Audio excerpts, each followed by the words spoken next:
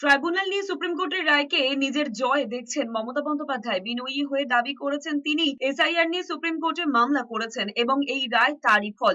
নিজেই বলেছেন এই রায়ের পর তার চেয়ে খুশি আর কেউ নেই। বৃহস্পতিবার নির্বাচনী প্রচারে কোচবিহারে ছিলেন মমতা বন্দ্যোপাধ্যায়। কোচবিহারে হেলিপ্যাডে নেমেই রায় নিয়ে সাংবাদিকদের মুখোমুখি হয়েছিলেন মমতা বন্দ্যোপাধ্যায়। জানিয়েছেন দিনহাটা থেকে হেলিকপ্টারে উঠে সুখবরটা পেয়েছেন। প্রথম থেকে বলে আসছিলেন ধৈর্য ধরতে। মমতা বন্দ্যোপাধ্যায় আরো বলেছেন বিচার ব্যবস্থার জন্য তিনি গর্বিত। তিনি মামলা করেছিলেন, তাই এই রায়ে তার চেয়ে আর খুশি কেউ নেই। যাদের নাম ভোটের দুদিন আগে তালিকায় যুক্ত হবে সেই ভোটারদের যেন কোনো অসুবিধার মধ্যে পড়তে না হয় সেই দিকটি দলের নেতা কর্মীদেরই দেখতে বলেছেন মমতা বন্দ্যোপাধ্যায়। তিনি আরো বলেছেন যাদের নামে নিষ্পত্তি হবে তাদের ভোটার স্লিপ তৈরির বিষয়টি নেতৃত্বকে দেখতে হবে, যেন ভোটের আগে তার সবার কাছে পৌঁছে যায়। ফার্স্ট ফেজের ভোটার লিস্ট ওরা ডিক্লেয়ার করবে, সাপ্লিমেন্টারি লিস্ট 21 তারিখে, 23 তারিখের আগে। ওটা পেয়ে গেলে আমাদের বুথের সমস্ত কর্মীদের বলবো, আমাদের লিডারদের বিভিন্ন জায়গায়, যে তারা যেন রাতের মধ্যে ভোটার স্লিপ তৈরি করে বাড়ি বাড়ি পৌঁছে দেয়, যাতে ওরা ভোট দিতে পারে যাদের নাম বাদ দিয়েছিল। 29 তারিখে যেটা লাস্ট ফেজ আছে সেটাও দুদিন আগে 27 তারিখে বলেছে ওটা ট্রিব্যুনাল অ্যানাউন্স করবে